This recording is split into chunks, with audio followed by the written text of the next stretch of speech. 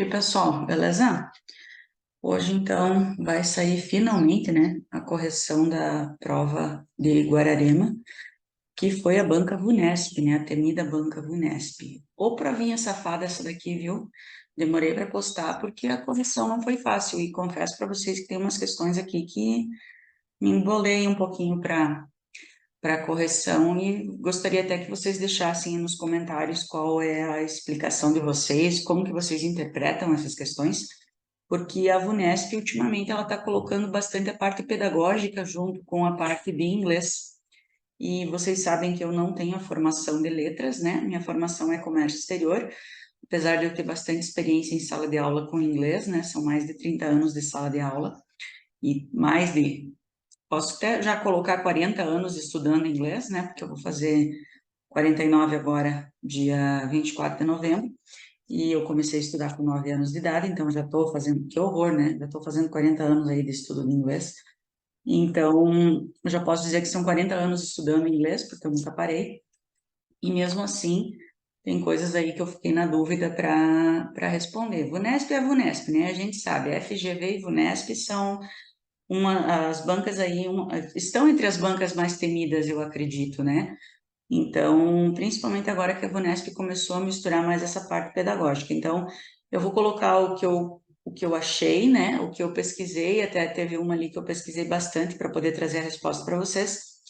Mas, é claro, eu conto com os comentários de vocês. Como eu sempre digo, eu não sei tudo, estou longe disso, mas eu estou fazendo o meu melhor para ajudar vocês aí nos concursos que vocês prestam e que vocês estão se esforçando para conseguir a tão sonhada vaga de vocês, tá bom? Então, vamos lá. Esse concurso aqui, então, já falei, né? Foi da Prefeitura de Guararema, no estado de São Paulo. Eu não lembro que dia que foi, mas foi, eu acredito que há uns 10, 15 dias atrás, né? Se não foi no último final de semana de outubro, tá? Se eu não me engano, até deixa eu abrir aqui o calendário e dar uma olhadinha. Deve ter sido dia 28 de outubro, talvez, ou 29 de outubro, tá?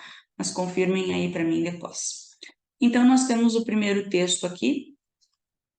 Me chamou a atenção que nenhum dos textos tem título, tá? Então, o que eu sempre falo para vocês? Quando a gente não tem título, prestem muita atenção nas primeiras frases de cada parágrafo, tá? A primeira frase é sempre muito importante. Então, principalmente a primeira frase do primeiro parágrafo, né? Então, aqui, qual que é a primeira frase? Is teaching language an art, then, or is it a science? Então, ensinar uma língua é uma arte ou é uma ciência? Então, já se prepara que é isso que vai falar esse texto. A dúvida é entre ensinar um idioma ser uma arte ou ser uma ciência. Então, o que vai acontecer aqui? Ó? Tenho dois parágrafos. Um vai falar provavelmente se é uma arte, o outro se é uma ciência. Cada parágrafo vai defender um ponto de vista, né? Então, there are, né? Existem boas razões para.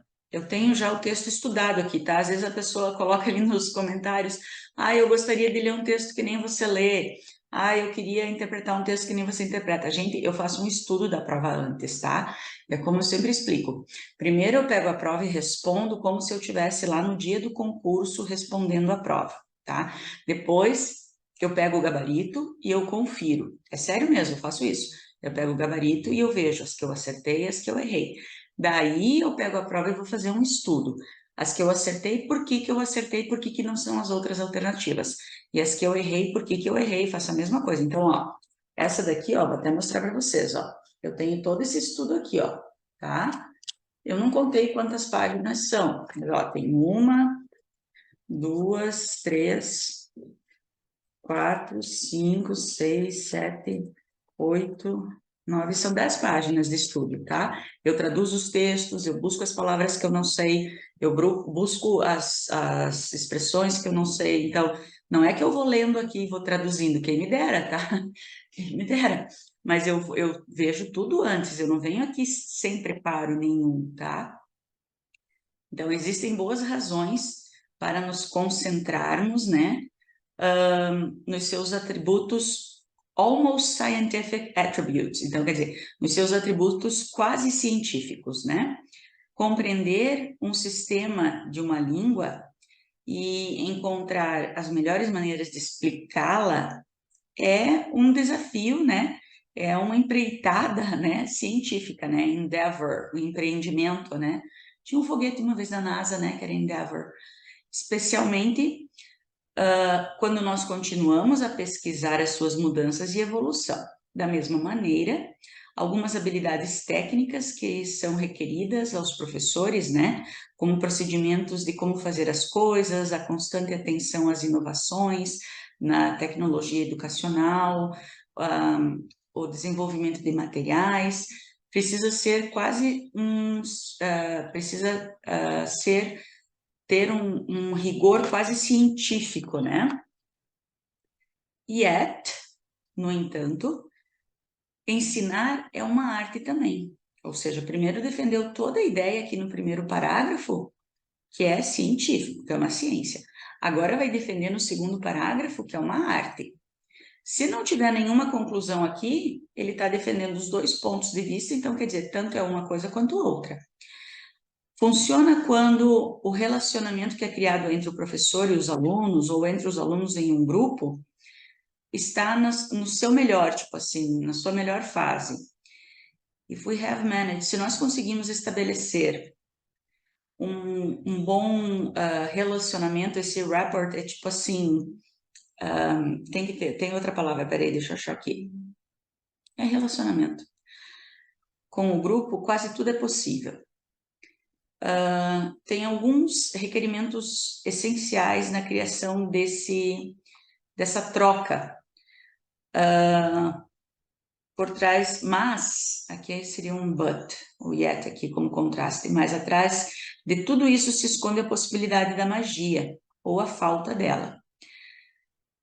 A tomada de decisão instantânea pode acontecer com bases supostamente científicas, mas o seu sucesso e a criatividade pode que pode ser desencadeada, é frequentemente o resultado dos sentimentos e julgamento do professor naquele exato momento, at that very moment. Por isso, bons professores, isso daqui está como, por causa disso, por isso, bons professores escutam e observam e usam tanto habilidades pessoais como profissionais para responder ao que eles veem e ouvem. Good teachers têm talento para responder fazendo as coisas certas. E é isso que, basicamente, né, definitivamente, define o que é a arte. Então, no primeiro parágrafo, definiu que ensinar é uma ciência. No segundo parágrafo, definiu que é uma arte. E não chegou a conclusão nenhuma. Então, se pedir o que o texto está defendendo que é os dois. E é óbvio que vai ter essa pergunta, porque essa pergunta é clássica tanto da FGV como da VUNESP. Primeira pergunta, qual é a ideia principal do texto? Pode contar. Que aqui, no caso, vai dizer assim, ó. According to the author, the answer to the question, is teaching language an art then, or is it a science? Is that teaching language is. Então, qual que é a ideia de acordo com o autor? Que é uma ciência ou que é uma arte? Então, eles vão te confundir aqui, ó. Primeiramente, é uma ciência, desde que, já que é uma contínua pesquisa das mudanças e da sua evolução, isso é o que diz o primeiro parágrafo, tá? É uma arte, porque está mais para o campo das humanas, né, do conhecimento do humano, tô gaga, né? Porque a linguagem permeia as atividades de todos os humanos, isso está no segundo parágrafo, não é o texto inteiro. É uma escolha colocada nas mãos do professor, de acordo com o gerenciamento da sala de aula, isso está no segundo parágrafo. É ou uma arte ou uma ciência, na maioria das vezes dependendo do tipo de grupo que o professor está trabalhando, não. É tanto uma ciência quanto uma arte, ou seja, ambos com o rigor científico e o envolvimento dos sentimentos e criatividade daqueles que estão presentes. Letra E. É tanto um como o outro. Ele não chegou a uma conclusão que é mais um ou mais outro, ele defendeu os dois pontos aqui.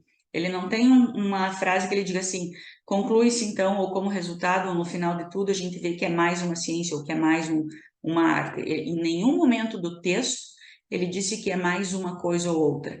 Ele falou um parágrafo defendendo que é ciência, no segundo parágrafo ele defendeu que é arte, mas ele não teve o terceiro parágrafo aqui de conclusão. Ele só teve 2 parágrafos, um dizendo uma coisa, o outro dizendo outra. Ele não concluiu nada. Conclusão. Não teve o terceiro parágrafo de conclusão para dizer, então eu concluo que é mais arte, ou depois disso a gente vê que é mais ciência. Não teve, tá? 32. Então, tive que dar uma paradinha aí, mas já estou de volta. Então, aqui, 32. Choose the alternative in which the word in bold has the same meaning of the word in bold in the excerpt from the text. Yet, behind everything lurks the possibility of magic. Bom, aqui o yet, ele está como mas, ou seja, sinônimo de but, né? Conjunção, conjunction, né? Conjunção de contraste. Então, eu tenho que lembrar que o yet muitas vezes é usado como ainda, né? Que seria, então, uma conjunção de tempo, ou um advérbio de tempo no present perfect, né? Ou também até agora, nas negativas. Então, eu tenho que analisar nessas 5 alternativas, onde ele está sendo usado também como mas, e não como ainda ou até agora. Então, vamos ver aqui as 5 frases que eu tenho. His latest film is his best yet. Para mim, aqui ele está como ainda, até agora. O último filme é o melhor dele até agora, ou ainda. Então, essa não é. B. Their higher expectations with a new house resulted in their not moving in yet. Claramente ainda, né? Então, as altas expectativas deles com uma casa nova resultaram em eles ainda não se mudarem. Então, the cook arrived with yet another plate of cake. A cozinheira chegou com mais um ainda, né? Ainda mais um prato de bolo. Então, também não é. 2 hours and 15 minutes, that's Jonas's fast marathon yet. Até agora. Ainda. Então, 2 horas e 15 minutos ainda é a maratona mais rápida do Jonas, né? Até agora. Então, só sobrou aí, né? So many questions and yet so few answers. Então, tantas perguntas, mas tão poucas respostas, né? Cuidado, porque eu ainda até agora tão poucas. Também dá para interpretar como até agora, né? O problema da gente traduzir para o português o problema, né? A gente tem que cuidar muito com essa questão da tradução, né? Nos cursos que eu faço de inglês para concurso público, o pessoal erra muito as questões, por quê? Mas se eu traduzir dá certo. Mas não é para traduzir, tá? Mas se eu passar para o português dá certo. Mas e quem disse que é para passar para o português? Você está fazendo uma prova de inglês, não é para traduzir. Mas no português. Não, mas a prova aqui é em inglês. Inglês e português são idiomas diferentes. Não é porque a regra serve para uma que vai servir para outra. Isso daqui a gente vai chegar no overgeneralization, que cai numa questão ali para frente, tá? Não é porque a regra vale para uma que vai valer para outra, tá? Então, cuidem. Cuidem com isso. Não é porque existe uma regra que bate para o português que a mesma regra existe para o inglês. Então, muitas vezes a gente discute isso lá no curso, porque eu dou uma questão para eles responderem, a primeira coisa que eles fazem, pelo fato de serem professores formados em letras português e inglês, a primeira coisa que eles fazem é o quê? Traduzir e comparar com o português. Não é assim que a gente responde, a gente tem que pensar no inglês. Como é que é essa regra no inglês? Como é que funciona no inglês para eu responder? Entendeu? Então, é isso que vocês têm que cuidar, é isso que eu faço nos meus preparatórios, é isso que eu faço nas minhas aulas. Vamos ver em inglês como é que fica. Não é o português, tá bom? Então, é isso que vocês têm que cuidar. Eu sei que vai ter um monte de comentário aqui nessa questão. Ah, mas se eu traduzir como até agora, também fecha. Ah, mas se eu traduzir como ainda tão poucas respostas, fecha. Sim, mas daí você não vai ter resposta nessa daqui. Ah, então eu vou entrar com recurso. Não, porque essa daqui tá certa. Ela tem o sentido do but. Se eu substituir por but, ela vai ficar certa. Substitua por but aqui. Não dá. Nessa, não dá. Nessa, não dá. Nessa, não dá. Substitua aqui. Tá certo? Entendeu? Então, você vai entrar com recurso numa que dá certa a resposta? Não. Tá aqui a resposta. Entendeu? 33. The referent of the word in bold in the excerpt from the text, but its success and the creativity, tá certo? Tá? That can be unleashed. Paragraph 2 is found in. Então, eu tenho que voltar no texto e ver o que o it está substituindo, né? Está no parágrafo 2. Então, vamos voltar aqui. Unleashed está aqui, então está aqui, ó, success. Vou até grifar com outra, né?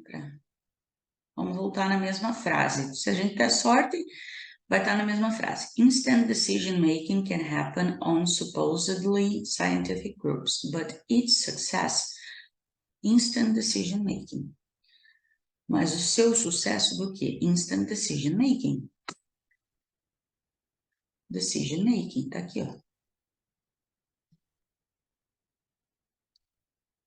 34.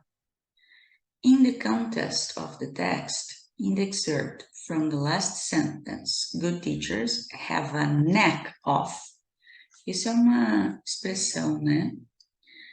Have a knack of responding by doing things right. Quer dizer, tem um talento para alguma coisa, leva um jeito para alguma coisa, né? Aqui, ó. Have a special talent to. Se você não sabe, tá? Eu não sei se o que é have a knack of. Bom, então vamos voltar lá no texto, vamos tentar adivinhar, né? Olha aqui, ó. Na última frase. Good teachers have a knack of responding by doing things right, and that is most definitely an art. Então vamos grifar a última frase aqui, ó. Good teachers have a knack of responding by doing things right, and that is most definitely an art.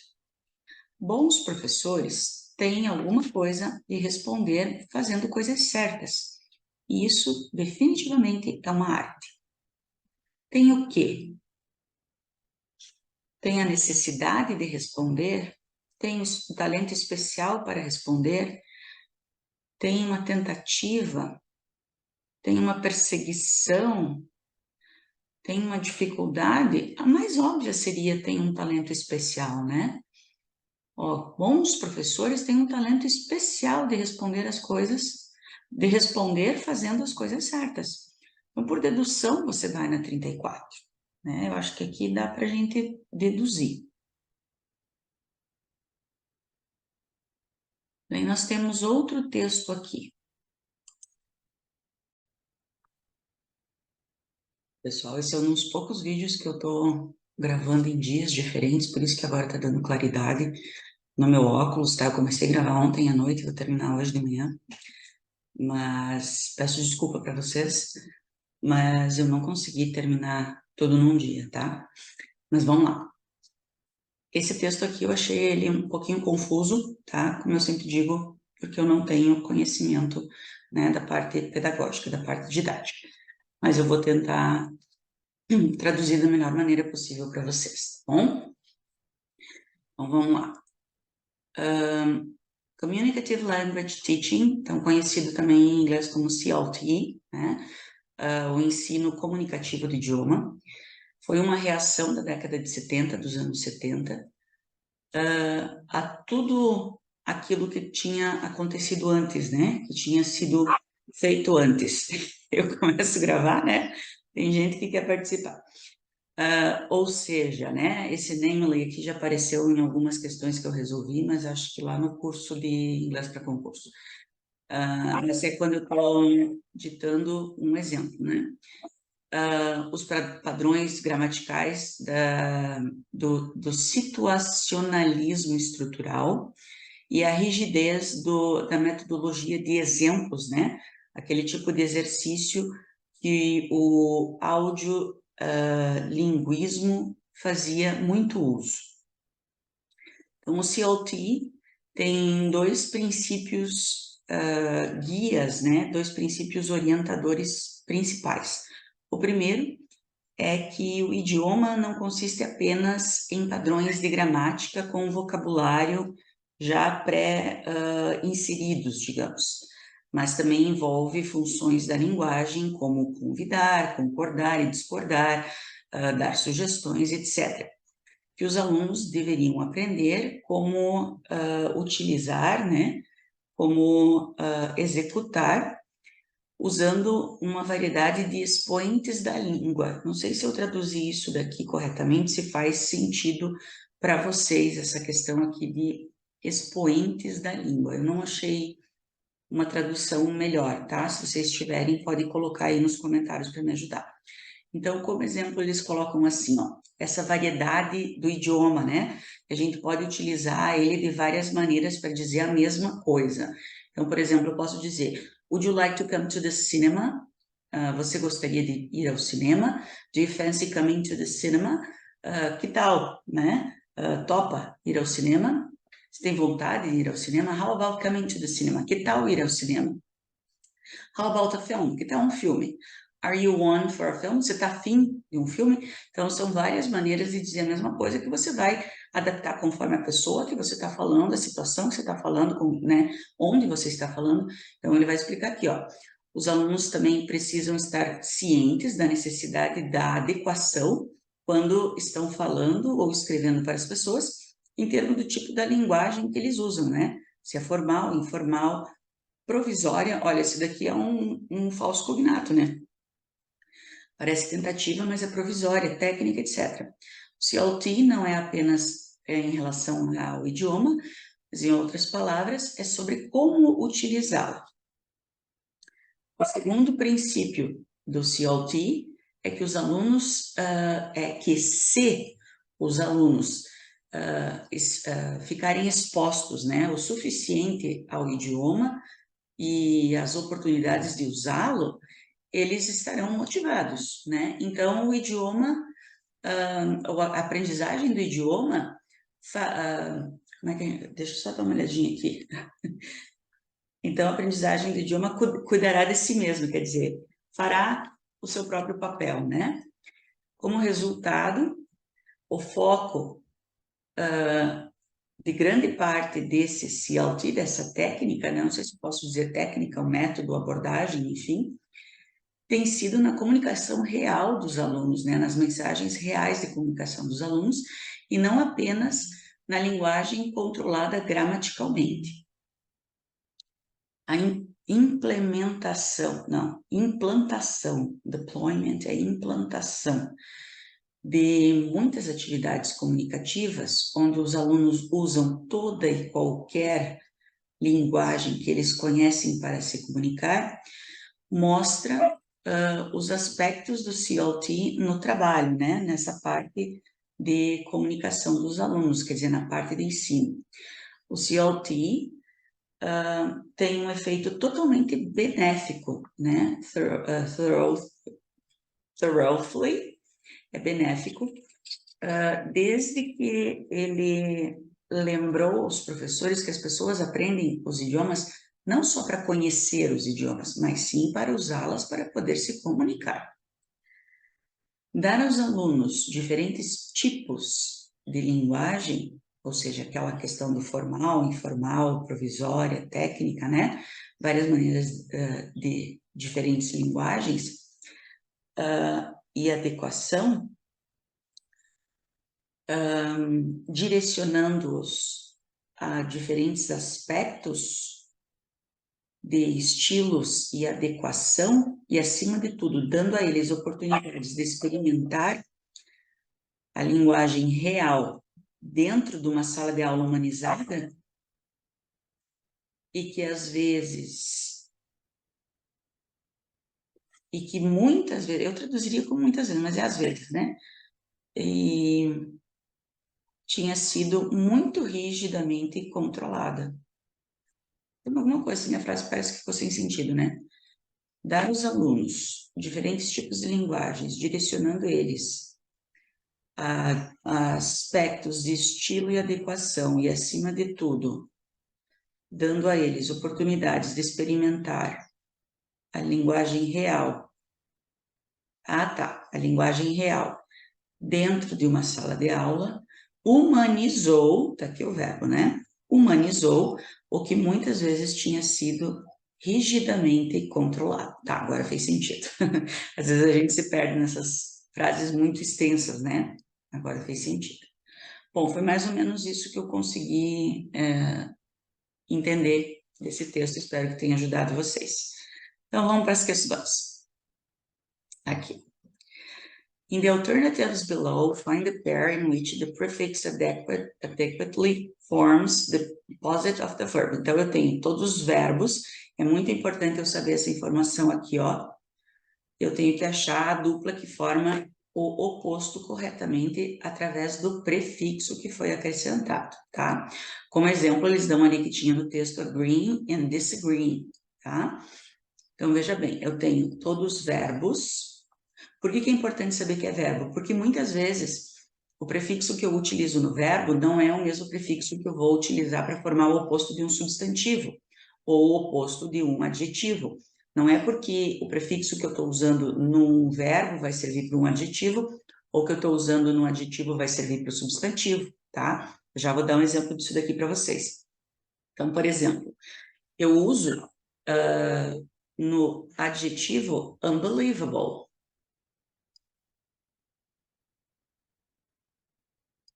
Inacreditável. Mas não é porque eu uso no adjetivo que ele vai servir para o verbo. No verbo, eu vou dizer disbelieve, por incrível que pareça, tá? Desacreditar. Eu vou dizer disbelieve, então não é essa daqui. Fasten é unfasten. Fasten é você fechar alguma coisa, geralmente com botão, com zíper, tá? Então, por exemplo, se você viaja muito de avião, é comum você ouvir fasten your seatbelts, né? Apertem os cintos, fechem os cintos, e o contrário é unfasten, tá? Então, o prefixo é un. É muito comum a gente, ouvir unacceptable, né? Unacceptable, inaceitável para o adjetivo, mas para o verbo não é. Tanto que não existe o verbo, acho que nem em português, não sei, acho que não existe, né?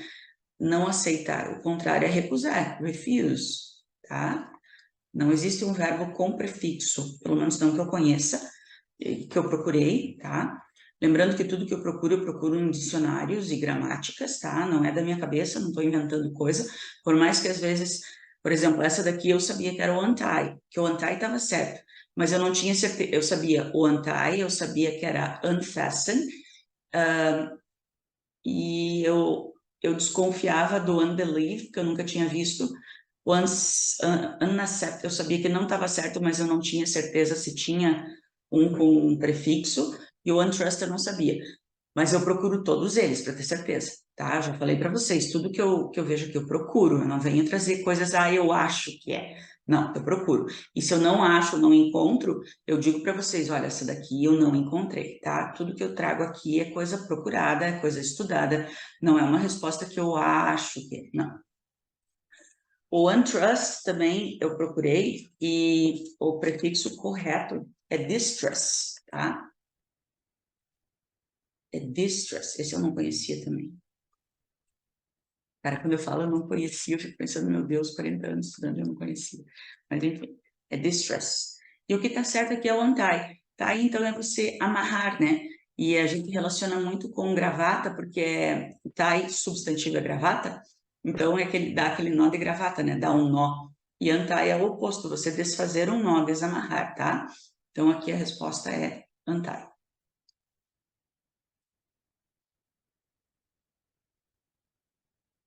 Ó, essa é o tipo da questão que eu não poderia responder, tá? Porque eu não tenho esse conhecimento. Mas, aí vem o mas, né? O mas é o problema. Mas Vai travar no aplicativo agora. Bom, não vou fechar e começar de novo. No trecho retirado do texto, language is not just patterns of grammar, a palavra em negrito pode ter significado diferente, dependendo do contexto. Leia a sentença abaixo, onde o mesmo acontece com a palavra multiply, que cria uma ambiguidade. We'll never run out of math teacher because they always multiply. Então, aqui é muito importante run out of, tá? Que é um phrasal verb muito usado, que é ficar sem, acabar, tá? Então, quando você diz assim, acabou minha gasolina, fiquei sem gasolina, você vai dizer I ran out of gas. I ran out of gas. I ran out of sugar. Fiquei sem açúcar. Putz, acabou o café. I ran out of coffee. Tá? Você não vai dizer finish coffee, não, tá? I ran out of coffee. The printer ran out of paper. A impressora ficou sem papel, tá? É assim que a gente fala em inglês. É muito usado esse phrasal verb, tem que saber. O professor de inglês tem que saber esse phrasal verb, tá? A gente diz assim, a gente não consegue decorar phrasal verb. Realmente, tem alguns que a gente não vai conseguir memorizar, mas tem uns que são básicos. Run out of é um deles, você tem que saber, tá? Então, multiply aqui, ele está sendo usado com duplo sentido, né? A gente nunca vai ficar sem professor de matemática porque eles multiplicam. Quer dizer, eles multiplicam, eu posso entender como eles fazem continhas de multiplicação, como os próprios professores de matemática se multiplicam, né? Existem muitos. Então, eu sei que aqui a parte da linguística que lida com esse aspecto da língua é a semântica, que é o sentido, né? Aqui eu tenho duplo sentido, tá? Por que eu sei isso? Porque essa parte, não que eu tenha, que eu saiba muita coisa, né? Mas, tipo, é uma das poucas coisas que eu já vi, que eu já estudei. Eu fiz 4 semestres da Faculdade de Letras, né? E existem também aquelas palavras que são os heterossemânticos, porque eu tenho também espanhol, né? Como eu sou formada em comércio exterior, a gente tem que ter 2 idiomas, né? Então eu fiz inglês e espanhol. Existem os heterossemânticos, tem também os falsos cognatos, que lida com semântica, então aqui essa parte eu sei, tá? Mas se eu estiver enganada, por favor, me corrijam, tá? Consider the excerpt from the text. CLT is not just about the language. In other words, it is about how it is used. Taking into account regular everyday exchanges, a situation in which appropriacy has been respected is found in. Então, considerando o trecho do texto, CLT não é só apenas em relação ao idioma, em outras palavras, é sobre como ele é usado. Isso daqui, ó, é um idiom, uma expressão, não sei, mas é muito interessante vocês saberem, levando em consideração a linguagem regular do dia a dia, uma situação em que a adequação é respeitada, é encontrada onde? Então, aonde a linguagem é adequada à situação, em qual dessas alternativas eu encontro isso? Um pai falando com o filho, você gentilmente aceitaria o meu convite para sair para almoçar comigo a qualquer... Por favor, né? O irmão para a irmã, palavras não podem expressar o quão agradecido eu estou por sua valiosa, não, seria tipo sem valor, inestimável ajuda, não. Chair to the board, tipo o chefe para o quadro de funcionários. Agora nós, tipo, vamos parar. Não, né? Amigo para amigo. Que tal um lanche? Perfeito. O aluno para o diretor. E aí, cara? You tell me, pode me falar por que eu tô aqui? Porque eu não sei. Não, né? Então, melhor adequação aqui, né?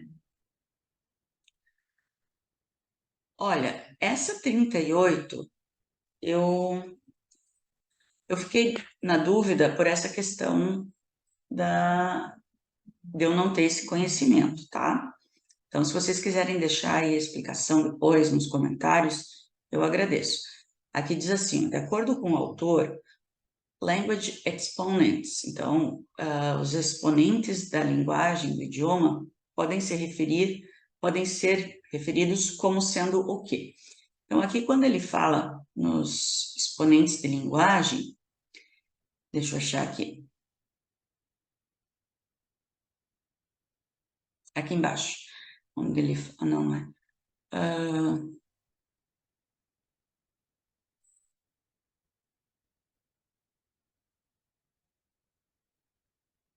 Ué? Aí, no segundo, desculpa. É aqui, ó. Language exponents. Que é essas mudanças, essas adaptações da língua, né?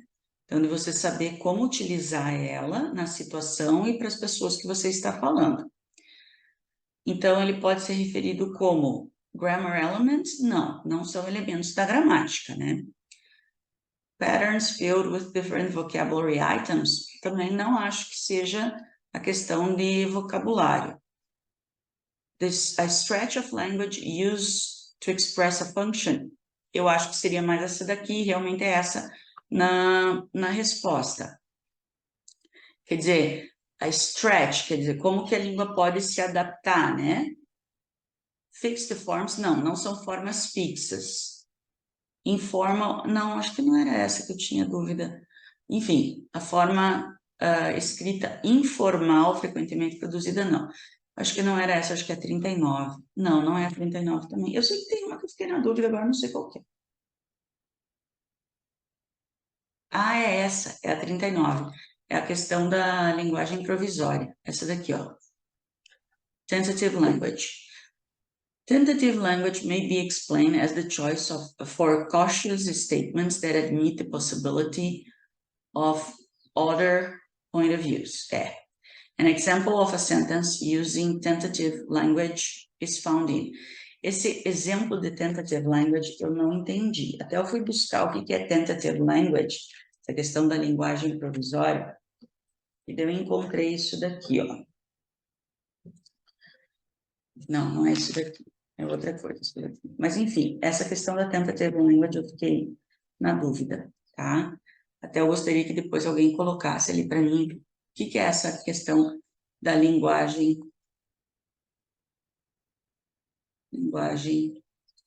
provisória, tá? Porque as alternativas são aqui, ó. Vou pegar aqui. A linguagem provisória, ela pode ser explicada como a escolha de declarações cautelosas, cuidadosas, que admitem a possibilidade de outros pontos de vista. Um exemplo de uma frase usando essa linguagem provisória é encontrado em qual alternativa? Então, as aulas teóricas que duram 50 minutos e são apresentadas através de PowerPoint. Uma queda na produção resultará de funcionários inexperientes, mas não acontecerá se um treinamento é fornecido. Alunos que parecem ter dificuldade em abordar tarefas que não correspondem à sua experiência. O escritor está banalizando um assunto muito sério em um artigo. A investigação ou pesquisa mostra que esse método de intervenção é mais eficaz. Eu, sinceramente, não sei, tá? Eu vou passar para vocês a resposta, é a letra C, mas para mim, eu pesquisei essa questão de linguagem provisória. Eu não entendi, gente, me desculpem, mas eu acredito que seja essa questão pedagógica que me falta, tá? Então, eu não vou explicar, eu gostaria que alguém explicasse isso nos comentários aí para mim, até para quem vai acompanhar depois essa correção, para facilitar, porque eu não faço ideia do que seja, tá bom? Aqui. In paragraph 3, the author mentions that, among other conditions, within the communicative language teaching, language learning will take care of itself. Bom, aqui eu achei essa questão da communicative language teaching mais claro para responder. Por quê? Communicative language teaching, que falou ali, método de comunicação, né? Então, tem que haver comunicação. Então, aqui é a 40? É a 40, né? Deixa eu voltar aqui que eu estou na folha errada. Isso.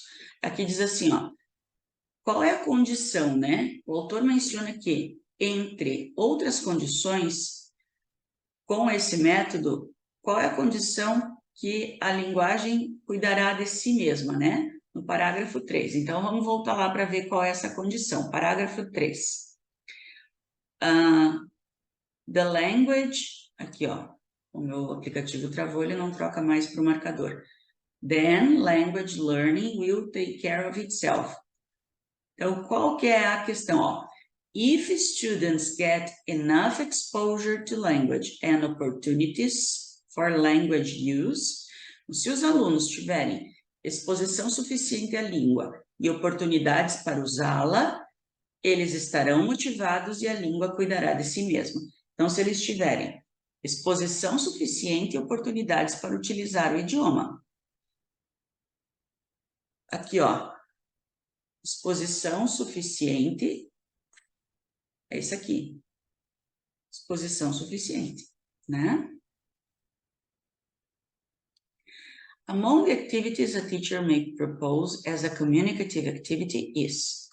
Ó, entre as atividades que uma professora pode propor como communicative activity, isso é muito importante, communicative, tá? Atividade communicative, comunicativa, então tem que gerar o quê? Fala, comunicação, tá? Isso daqui, ó, o que me chamou a atenção já de cara? Discuss. Discuss gera comunicação, tá? Discutir o conteúdo de uma carta ao prefeito pedindo por melhorias nos sinais de trânsito nos arredores da escola. Para mim, me chamou a atenção já de cara isso daqui, discuss. Make a list, não tem discussão. Conduzir uma pesquisa na biblioteca, encontrar uma foto, não gera discussão. Encontrar uma pesquisa na internet com informação, não gera discussão. Usar um jornal usar artigos de jornal ou revistas para encontrar incidentes de trânsito, fazer uma lista, não gera discussão. Agora, discuss gera comunicação, tá? Questão de pronúncia. VUNESP e FGV adoram essas questões de pronúncia, né? Então, vamos lá. A palavra enough tem a pronúncia e grafia GH com o final como F. A mesma pronúncia é encontrada na parte em negrito da palavra. Isso é triste, né? Por quê? Porque é uma coisa que ou você sabe, né? Se você não sabe, querido, senta e chora, porque não tem solução isso daqui. Ou tu sabe, tu não vai poder consultar o dicionário, tu não vai poder consultar o Google Tradutor, você vai ter que saber. Então, ou você elimina aquelas que você não sabe e chuta a outra, ou faz minha mãe mandou e reza. Bom, aqui eu sei que é rough, tá? Essa eu conhecia. Rough. Eu sabia que era through, é mudo. Throw, eu sei que é mudo, tá? Eu já eliminaria essas duas. Mas, na verdade, eu conhecia rough. O que é rough? Áspero, tá? Ele é o contrário de smooth, digamos, tá? É suave, liso. Rough é duro, áspero, rugoso, grosseiro. Também pode ser uma pessoa rude, tá? Também, nossa, como ele é grosso. Rough, tá?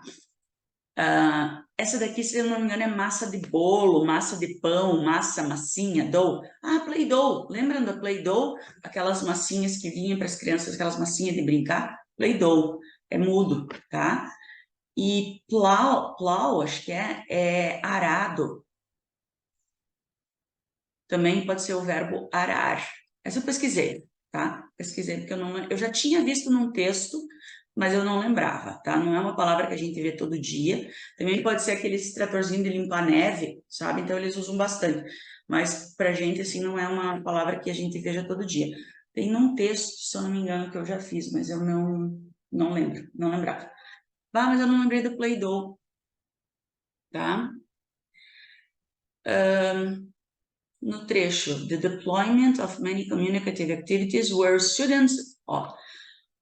Ou where, quando eu ensino frases relativas, geralmente... e o where, teacher? O where não é um pronome relativo, ele é um advérbio relativo, tá?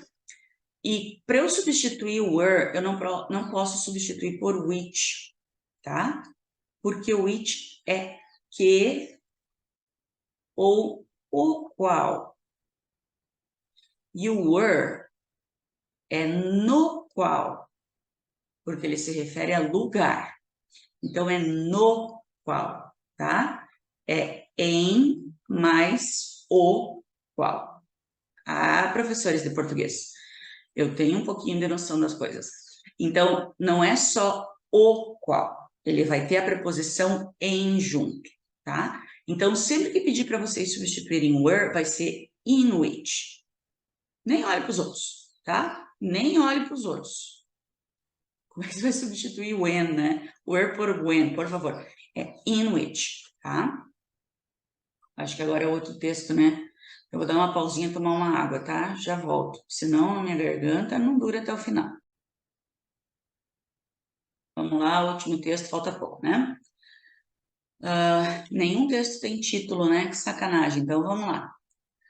Os seres humanos abordam qualquer novo problema com um conjunto existente de estruturas cognitivas e, através do insight, pensamento lógico e das várias formas de testar hipóteses, tirar o cabelo do rosto, e das várias formas de testar hipóteses recorrem a quaisquer experiências anteriores, onde é que eu estou?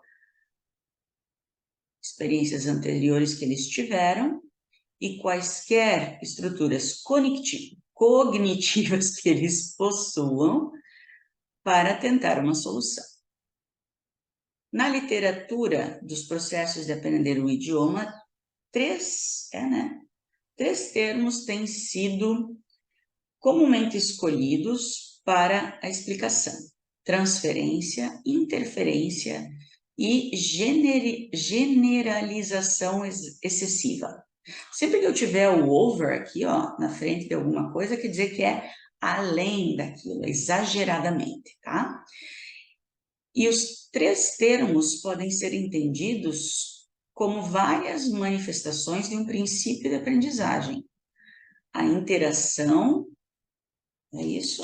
A interação de material previamente aprendido com um evento de aprendizagem presente.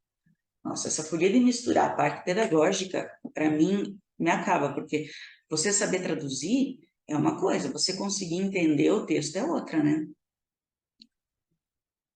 Segundo parágrafo. Transferência é um termo geral que descreve a transferência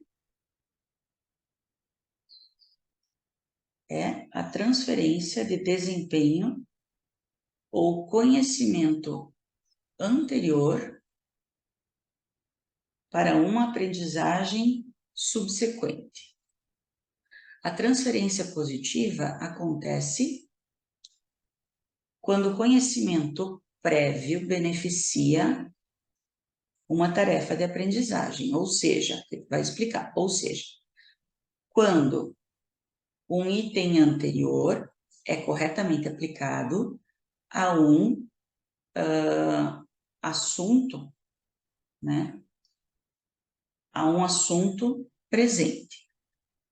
A transferência negativa acontece quando o desempenho anterior interrompe a performance de uma segunda tarefa. Este último, the latter, já expliquei, acho, numa outra prova isso, né? The former and the latter. Pode ser chamado de interferência. Ah, tá. A transferência negativa também é conhecido como interferência. Ah, então transferência positiva e interferência negativa. Tá, agora está começando a clarear um pouquinho. Na literatura da aquisição da segunda língua, interferência é quase sempre tão frequente quanto o termo generalização excessiva, que é, claro, nossa, que é claro, obviamente, um subconjunto particular da generalização. Uma estratégia crucialmente importante e difundida na aprendizagem humana. Generalizar significa inferir ou derivar uma lei, uma regra, uma conclusão, geralmente a partir de uma observação de exemplos ou casos particulares. Na aquisição de um segundo idioma, tem sido comum referir-se à generalização excessiva como um processo que ocorre quando o aluno do segundo idioma age dentro da língua-alvo, a língua-alvo é a segunda língua, né? Generalizando uma regra particular ou um item da segunda língua, independentemente da língua nativa, para além dos limites legítimos. Cara, eu vou contar para vocês. Eu levei tempo para entender isso daqui. Eu sei que é a falta de conhecimento pedagógico, mas eu levei tempo, eu busquei, eu estudei, eu tive que ir atrás do que era essa overgeneralization e buscar exemplos e, cara, eu digo, eu aprendo mais com vocês do que vocês comigo, porque o que eu tenho que estudar para trazer essas provas para vocês não está escrito. Aqui é a parte que eu gosto, a parte de gramática, tá? Então, vamos lá. Eu preciso achar aqui, ó. The suffix ing is found in many different classes of words. O sufixo ing é encontrado em muitas classes diferentes de palavras, que eu sempre falo. A gente botou na cabeça que ing é gerúndio, né? E ing não é só gerúndio, tá? Não é só verbo no gerúndio. ing tem várias funções do inglês. Uma delas é formar o gerúndio dos verbos, mas existem outras, né? Então, aqui está dizendo isso. No primeiro parágrafo do texto, a gente encontra um substantivo que termina em ing. Qual que é ele? Então, eu tenho 5 alternativas aqui para achar qual é esse substantivo, tá? Então, aqui eu tenho an existing set of cognitive structures. O que é esse existing set? Se eu separar aqui, ó, existing set, o que eu tenho aqui? Aqui eu tenho um sintagma nominal.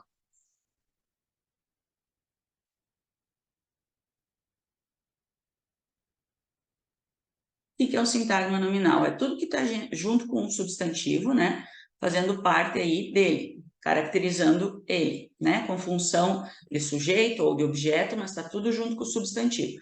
Então, eu tenho aqui um determiner, que é o artigo, eu tenho um adjetivo e eu tenho um noun, que é um conjunto existente, tá? Aqui eu tenho um adjetivo terminado em ing. Então, não é essa daqui. Various forms of testing hypothesis. Testing hypothesis. Bom, aqui eu posso entender esse testing como sendo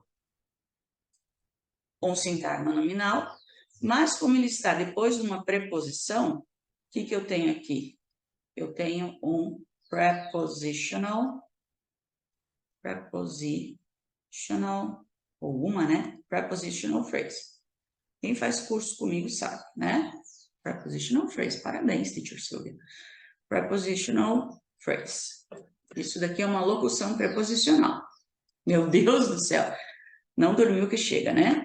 Prepositional phrase, tá? Porque está depois de uma preposição. É uma locução preposicional, tá? E como o test é um verbo e está depois de uma preposição, ele tem que estar acompanhado de ing, tá? Mas isso daqui é uma prepositional phrase. Language learning process. Processes, plural. Aqui eu tenho outro sintagma nominal.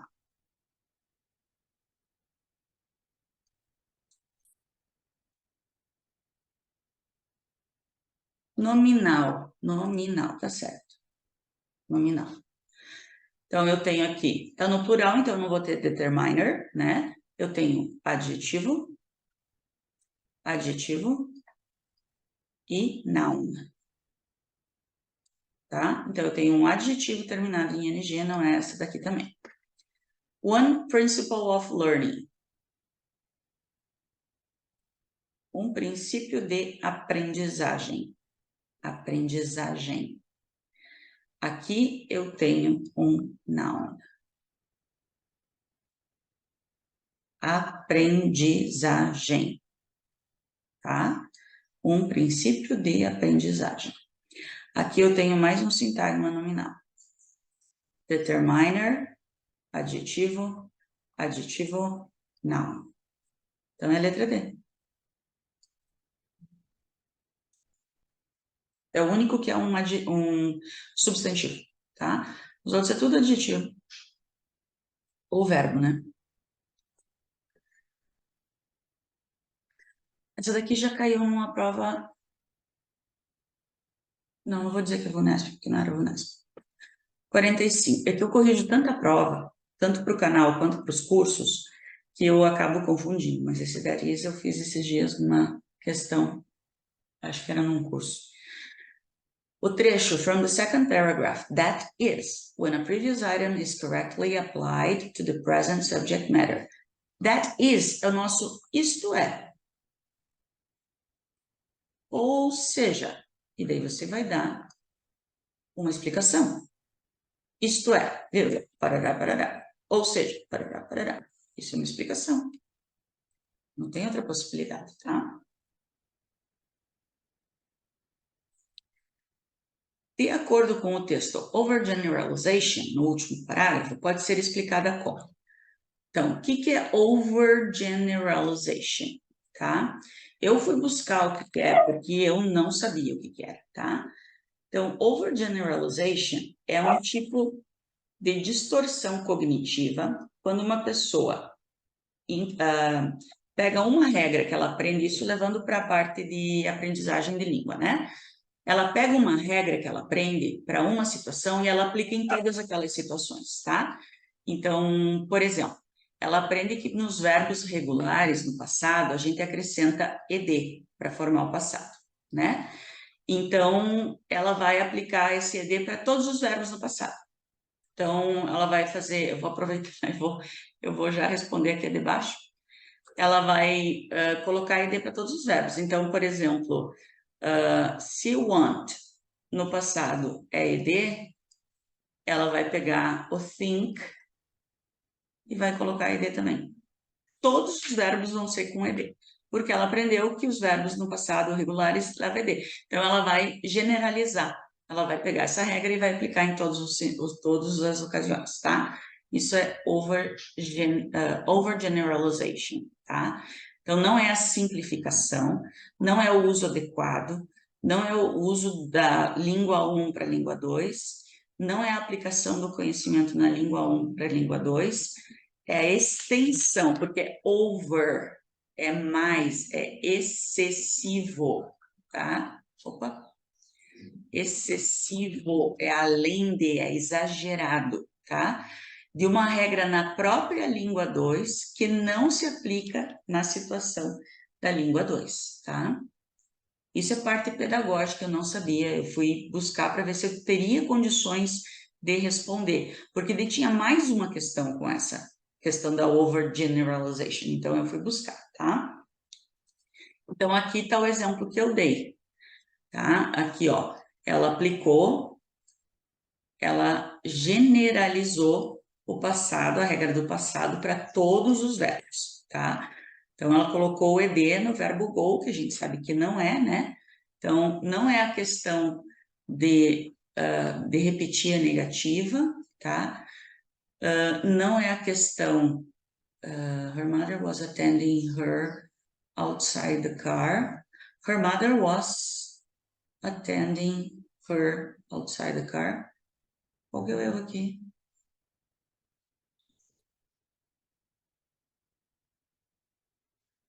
Não é a repetição do S, não é o past perfect com last week. Não consigo ver o erro aqui. Her mother was attending her. Help me. Do lado de fora do carro fica estranho, né? Out of the car, né? Out of the car, será? Não tô com cabeça hoje, eu não dormi bem essa noite. Tive que pegar meu filho que estava voltando de viagem, aquela desculpa, né, de professor que não sabe o erro, né? Ai, eu não tô conseguindo hoje pensar direito. A 48 e a 49, eu não vou responder, só vou colocar o gabarito aqui para vocês, aqui a letra D, porque eu não sei, tá? A 49 eu sei, 49 eu sei, mentira. Once learners have demonstrated that, once aqui está com o sentido de when, tá? Uma vez que os alunos tenham demonstrado isso, então é a mesma coisa que o when aqui, tá? E a 50 é a letra A, mas eu não vou responder, porque eu não tenho conhecimentos suficientes da BNCC, tá? Para responder para vocês. Pessoal, espero que vocês tenham gostado dessa resolução, tá? Daqui a pouquinho tá saindo aí o vídeo no canal. Eu vou deixar todas as informações das minhas aulas, cursos e coisa ali na descrição do vídeo. Lembrando que vai sair o preparatório para Caucaia, agora em dezembro e janeiro, com aulas ao vivo, tá? Para a banca CETRED, se eu não me engano. E esse ano eu tive 2 turmas, então, de inglês para concurso público, que vão terminar agora no final do mês, de novembro. E ano que vem eu estou programando um curso diferente. Ainda não sei, provavelmente aulas quinzenais. Não sei se para resolução de... Talvez 2 cursos, não sei. Um para resolução de questões, só resolução de questões de concurso público, de inglês para professores, e o outro eu estou planejando aulas de gramáticas simplificadas para professores, tá? Específico para professores ou para pessoas que querem melhorar a questão de gramática, a princípio, tá? Mas eu ainda vou estudar essa possibilidade para ano que vem. Então, eu espero que vocês tenham gostado. Não esqueçam de curtir, compartilhar, comentar, se inscrever no canal, enfim, tudo que eu sempre peço, ok? So, bye bye, see you next video.